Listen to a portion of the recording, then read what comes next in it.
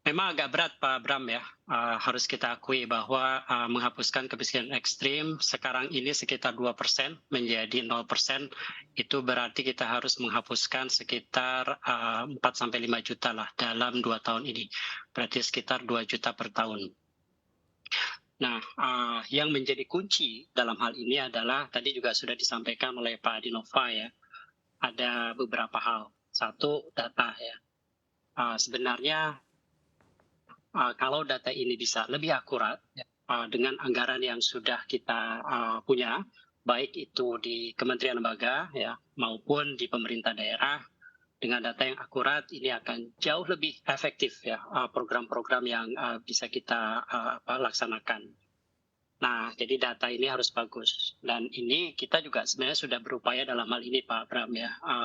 Kemarin tahun lalu ya BPS juga sudah melakukan pendataan registrasi sosial ekonomi menyeluruh seluruh penduduk karena memang kita harus mengetahui tingkat kesejahteraan di seluruh penduduk. Nah, dengan data ini diharapkan akan menjadi guidance bagi pemerintah daerah dan kementerian lembaga untuk melakukan sistem targeting yang lebih tepat.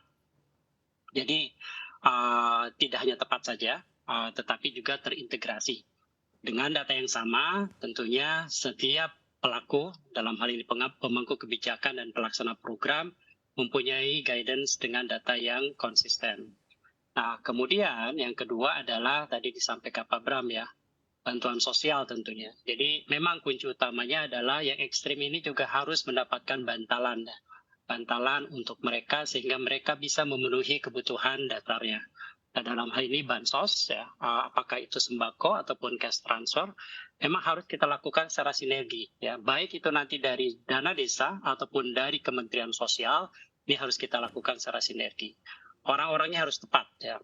Nah, kemudian bagaimana kita bisa mengangkat mereka lebih berkesinambungan, tentunya dengan bansos ini kita harus menambahkan dan identifikasi dari data tersebut.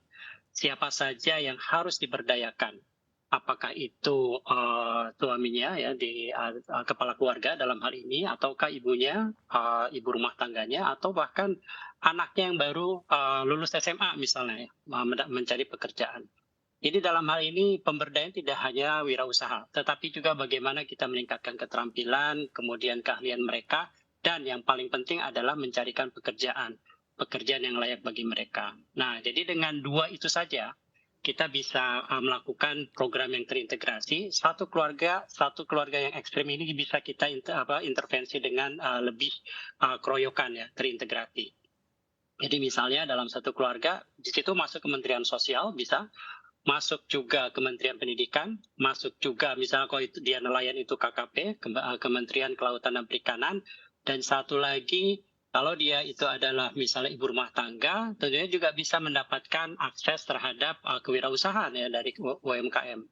Jadi dengan keroyokan tersebut dengan data yang sama, kita mengintervensi yang sama, graduasinya ataupun peningkatan kesehatan mereka akan jauh lebih cepat. Setidaknya kita bisa meningkatkan mereka dari ekstrim masuk ke miskin.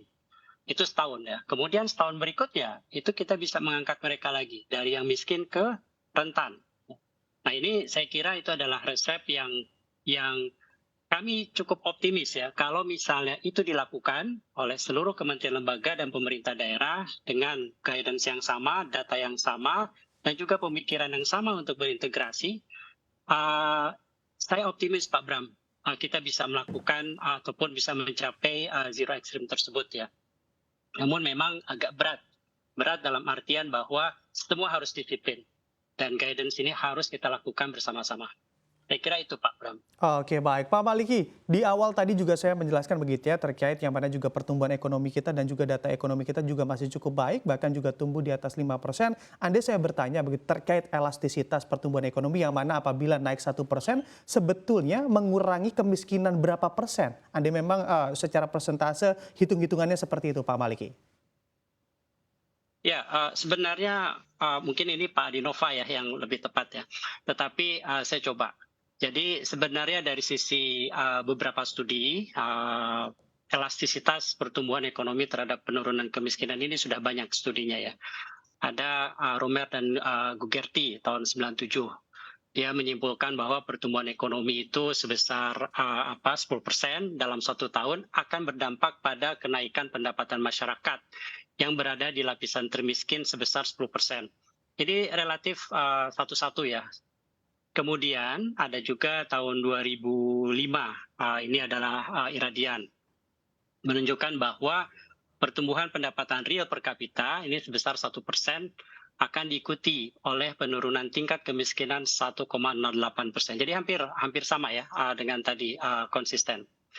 Namun di Indonesia ini kalau saya amati pertumbuhan ekonomi dan kemiskinan Indonesia ini tidak memiliki hubungan yang terlalu linear, Pak Bram. Ya, pertumbuhan ekonomi yang tinggi tidak secara otomatis menurunkan tingkat kemiskinan. Jadi ada satu faktor inklusivitas ya. Bagaimana sistem redistribusi dari pertumbuhan ekonomi ini bisa terpenuhi dengan baik. Tadi disampaikan ya oleh Pak Bram ya, sebenarnya mungkin pertumbuhan ekonomi yang sekarang ini lebih banyak ke sektor-sektor yang lebih ke arah manufaktur. Nah, Baik. di sana sebenarnya memang lebih banyak bukan penduduk miskin di situ. Jadi relatif masih belum bisa memberikan Oke. redistribusi yang lebih baik.